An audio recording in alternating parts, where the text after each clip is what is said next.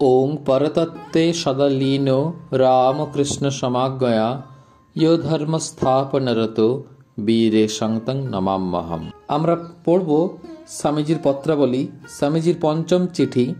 এই চিঠিটি প্রমোদা বাবুকে লিখিত বরাহনগর থেকে। 23 মাঘ 4 ফেব্রুয়ারি 1889। আমরা শুরু করি। ঈশ্বর জয়তী।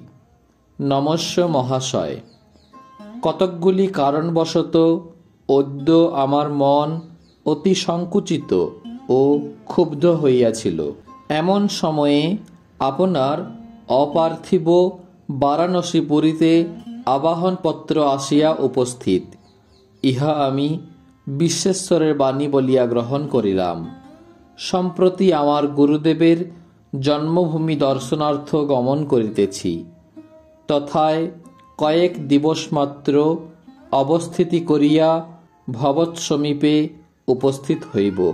কাশীপুরী ও কাশীনাথ দর্শনে যাহার মন বিগলিত না হয়, সে নিশ্চিত পাষাণ নির্মিত। আমার শরীর এক্ষণে অনেক সুস্থ। জ্ঞানানন্দকে আমার প্রণাম। যত শীঘ্র পারি মহাশয়ের সান্নিধ্যে উপস্থিত হইব। পরে বিশ্বেশ্বরের ইচ্ছা। কিমধিকমিতি সাক্ষাতে সমুদয় জানিবেন। দাস নরেন্দ্রনাথ।